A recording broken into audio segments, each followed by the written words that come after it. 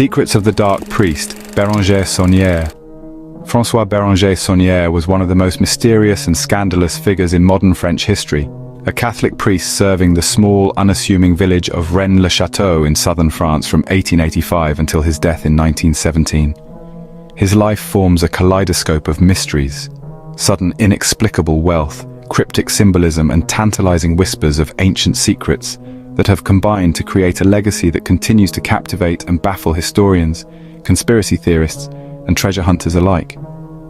The story of Saunière and Rennes-le-Château is a multi-layered tapestry, interwoven with threads of history, legend, and the supernatural, fascinating generations with its elusively guarded truths. Early life and arrival in Rennes-le-Château.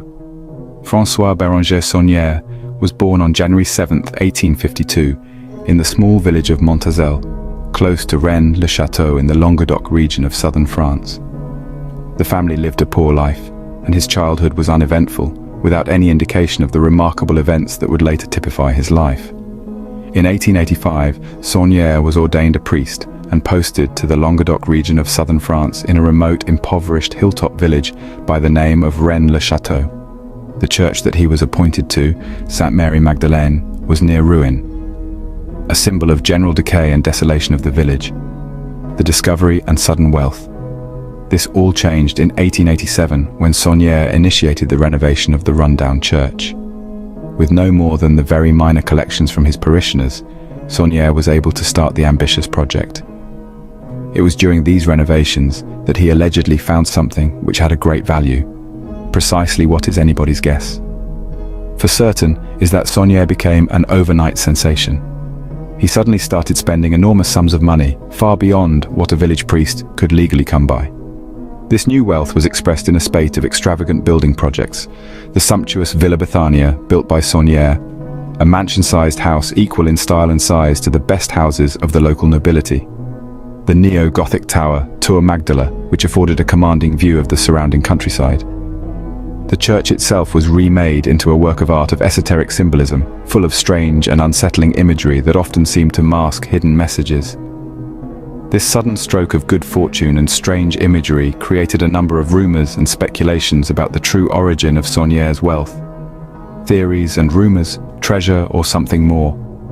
There is no shortage of various theories on the possible source of Saunière's wealth, from the completely mundane to the utterly sensational. One popular, long-surviving theory is that Saunière found a treasure connected to the Knights Templar, the medieval order of the most immense wealth and secrecy. The village of Rennes-le-Château is in an area soaked in Templar history with various locations attached to the order, the Château de Blanchefort being only near. These Templars, who were dissolved under mysterious circumstances at the beginning of the 14th century, were supposed to have hidden their riches in various secret locations across Europe. According to some people, Saunière had come across such a hoard. The intrigue thickens. Literally, the Church of St. Mary Magdalene was filled with cryptic symbols seemingly pointing toward hidden knowledge, or some great secret.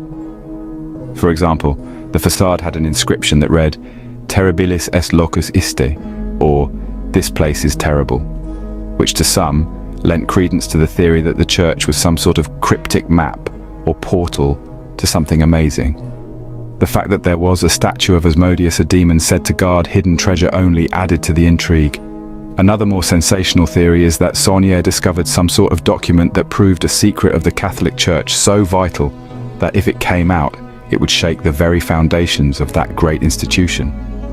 The hypothesis was made, most famously in the controversial book Holy Blood, Holy Grail, that Saunière stumbled upon evidence leading from Jesus Christ through Mary Magdalene to contemporary descendants, an explosive secret enough to blackmail the church.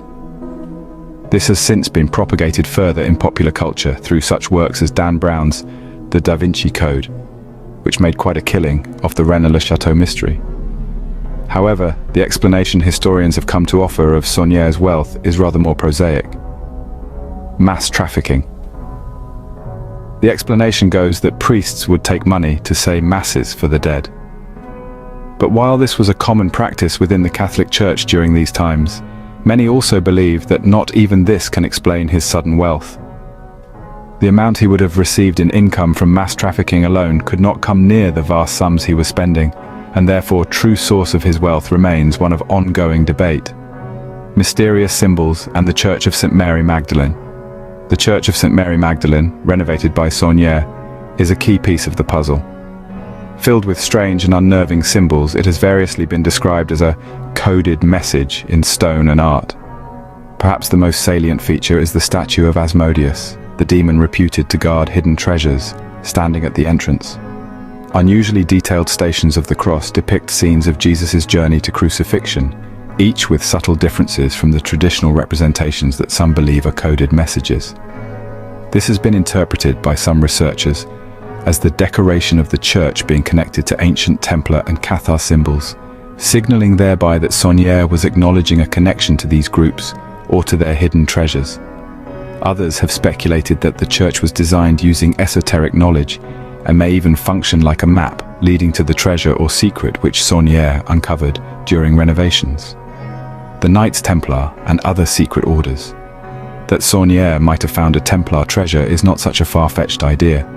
The Knights Templars had a strong presence in the region of Languedoc, and Rennes-le-Château is hungered by sites linked to the order.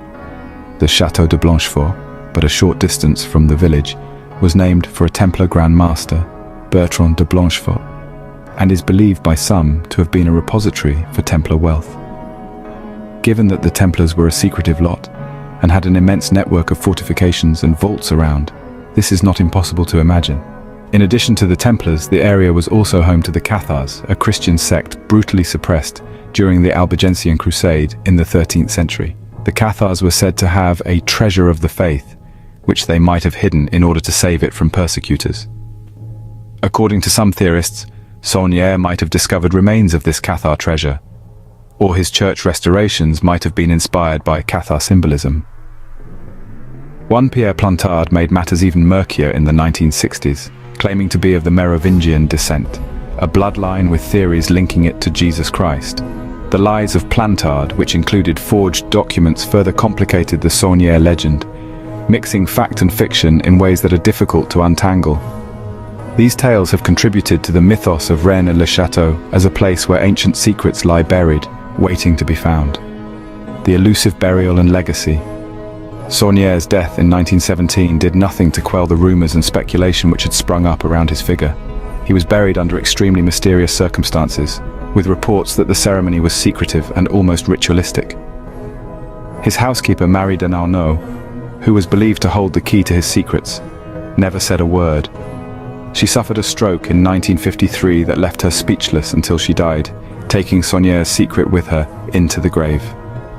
The estate was sold after she died to Noël Corbu, a man who exploited the growing treasure legend of Saunière by telling stories that attracted both treasure hunters and tourists to Rennes-le-Château. Many of Corbu's stories were exaggerated or invented, but they drew to establishing the village as a mystery place with intrigue.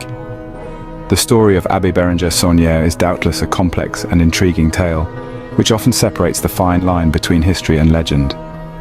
Whether it involves money from hidden treasures, ancient documents, or just mastery in deluding and manipulating another person's finances, the truth is not that easily available. The Church of St. Mary Magdalene is a witness, with its symbols and hidden meanings, to the mystery which was left behind by Saunière, and the one that continuously fascinates and entangles each mind that tries to disclose the secrets of Rennes-le-Château. Thank you for spending time with us through Spookscope today. Feel free to share your knowledge and wisdom in the comments section, and don't forget to subscribe to the channel and share it with your friends and family. Until next time, my dear spooker, stay curious.